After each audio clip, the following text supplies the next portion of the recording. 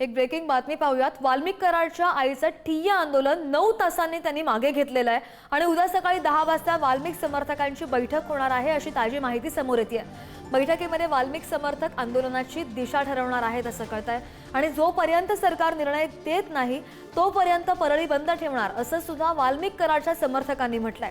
आपण जर पाहिलं तर सकाळपासून वाल्मिक कराड यांची आई पारुताई कराड या सकाळी पोलीस स्टेशन बाहेर त्यांनी ठिय्या मांडलेला होता।